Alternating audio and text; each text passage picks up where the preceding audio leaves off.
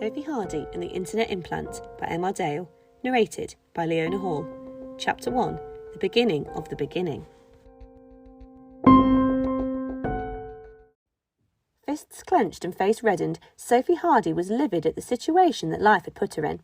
Having just turned 10 last week, she was demanding to know from her bemused dad, Tom, why she wasn't allowed the latest must-have gadget, whereas her mum, Amelia, was allowed to sit there and waste away on it. 20 minutes the argument had been going, words had been thrown, and demands issued. "But we don't make the rules, Soph," Tom replied in an effort to soothe the situation. "No child in the world is allowed one until they're 11. "But just look at her," Sophie screeched, aiming her finger at her mum. "She doesn't do anything. She just sits there, completely oblivious to all of us. The least she could do is something useful if she's going to have that much knowledge available to her and spend her life ignoring us. I could do all sorts with one of those." "I know, dear," said Tom, struggling to argue back as he knew his daughter was right. "You know I don't argue much," Sophie began to reason with her dad, but Tom looked at her through his eyebrows. "Well, not that much, but I am right about this. It's the last day of the 6-week holiday, and she's done nothing with us all day." Sophie knew that this wasn't what life was supposed to be about, and what made this even more frustrating for her was that she was right. The Internet Implant would make her life more exciting and give her immediate access to any piece of information she desired, and this thought made Sophie's heart dance. Tom knew it would help his daughter as well, but she wasn't allowed one. This, though, wasn't any fault of his.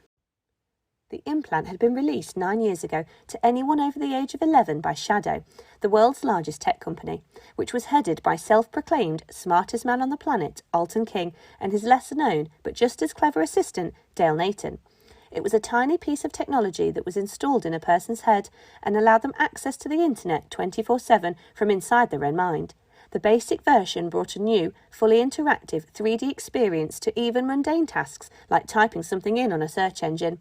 No phones, laptops or tablets were needed anymore, unless you were under 11 years old. People just started surfing the internet from inside their own imaginations, and everything popped up, quite literally, in front of their eyes. "Dad, she doesn't do anything on it," Sophie appealed. "She's just been sat there all day. She'll just be watching videos or finding arguments that nobody should have." Sophie's contentions were starting to repeat themselves. However, Tom looked at Amelia in the chair and again found it difficult to argue with Sophie's point. "All that knowledge out there," Sophie started again. "I could use that, but Mum is just wasting away doing nothing." "You'll get one when you're 11, Tom calmly reasoned back. "And who knows what tomorrow might bring," he said with a twinkle in his eye that Sophie would have spotted had she not been so cross. "Why doesn't Mum want to spend time with me and Lizzie?" Sophie said, with sad eyes looking over at her baby sister, who was sat in her swing in the doorframe, with her bottom lip wobbling, about to burst into tears. She hated it when people shouted. The sight of Lizzie brought a few seconds of sombre silence, and Sophie was then more frustrated than angry.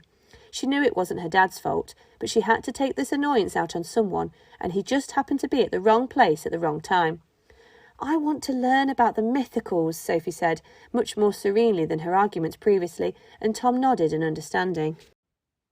Her fascination with knowledge, living life to the full, and wanting to better herself stemmed from the stories Tom had been telling her since she was tiny. They were all about how, not many years ago, there were monsters. Dad and the rest of the adult population had referred to them as mythicals that had roamed the planet, some causing panic and disruption, others flat out wanting to take over the world, but then one day they all just vanished and nobody, it seemed, knew why or even seemed to care anymore. "I want to know why people don't talk about them anymore.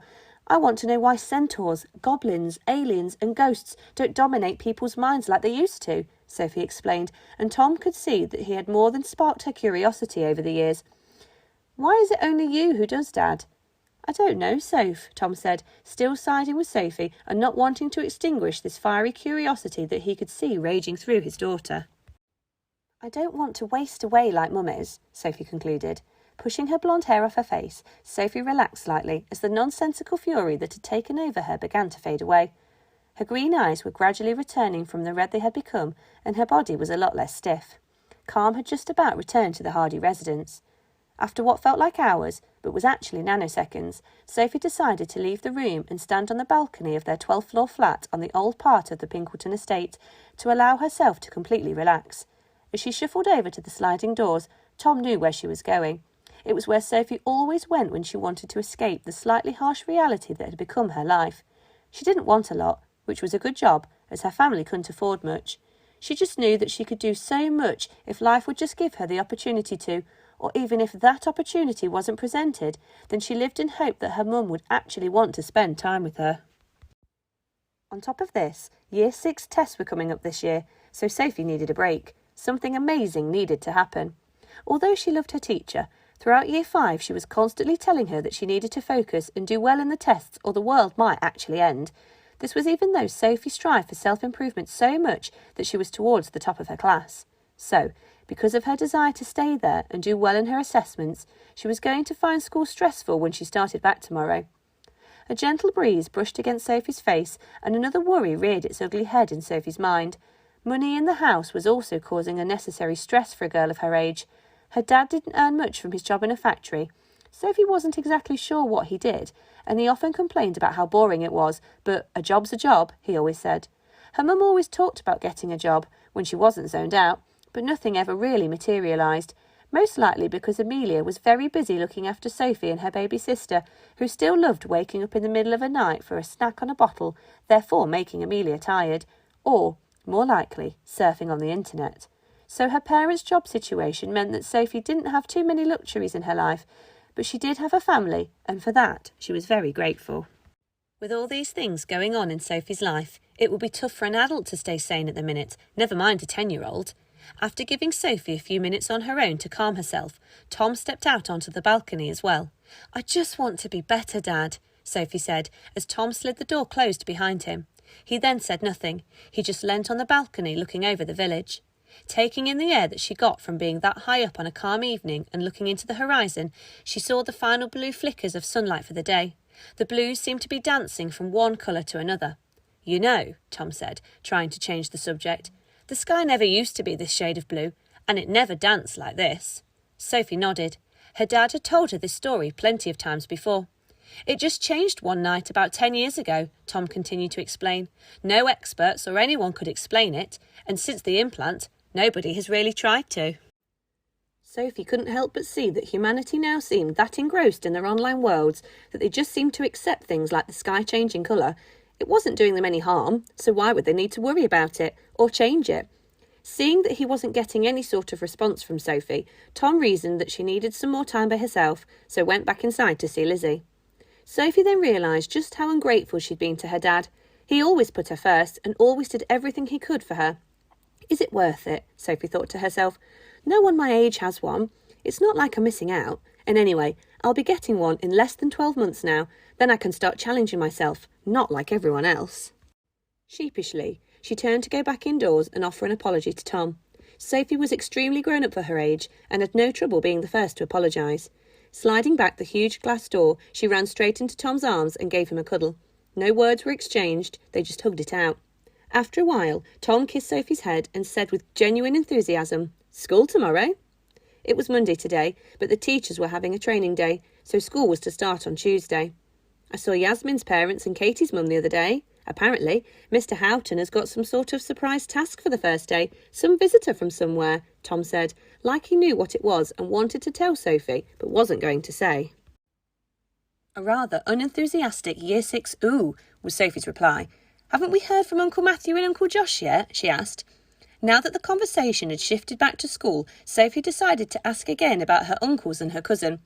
At the start of the 6-week holiday, Sophie's cousin, Clara Betts, who Sophie had been extremely close to, had just moved house with her two dads to the other side of the city for some reason unbeknown to Sophie, and she missed them hugely.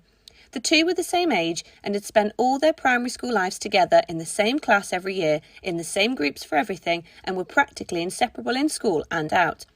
It was most unlike Clara and her dads to just up sticks and leave without any notice. Someone had simply pushed a note under the door of the Hardy flat about 5 weeks ago saying they were moving to get a change, whatever that meant. "No," Tom replied. "Mum's tried to ring them, but there's no answer, and she said that she went round there last week, and the house looked immaculate but unlived in." Sophie shook her head, annoyed that Clara didn't even say goodbye, but something in the back of her mind told her that all wasn't as it seemed. Whilst Tom and Sophie were talking about Clara, Matthew and Joshua, Amelia eventually zoned back into the room and looked at her husband and eldest daughter and saw straight away there had been some upset in the flat. "Come on, I'll tell you another story from the olden days," Tom said, trying to avoid a confrontation between his wife and daughter, and Sophie's eyes lit up. "Aliens or gods tonight? What about another tale of the child snatchers who got banished to the underworld for the horrendous acts they committed on countless children and how they've been prophesied to return when the mythicals find the power to do so?" Tom asked with delight dancing in his eyes. "Mythicals," Sophie replied with a lot more enthusiasm. "OK," Tom began, baffled as that wasn't exactly one of the choices, but the two went off to her room for her bedtime story nonetheless. "They say that Echidna was a creature with the body of a human, but no legs, only a tail like a snake. The humans were so scared of her and the power she commanded over the mythicals that they gave her the title, the Mother of Monsters," Tom continued. Sophie listened intently to every word as she lay in her bed while her dad spoke with such great enthusiasm. She absorbed the knowledge and the story like always. Filing it in her memory, she would replay it over and over. If only she could be offered one chance, just one, to better herself or to spend time with her mum. The disappearance of the mythicals still didn't make any sense to her, no matter how much she thought about it, and neither did the fact that her mum didn't seem to want her. So, once again, with all her other worries still prominent, she fell asleep questioning everything about the planet around her.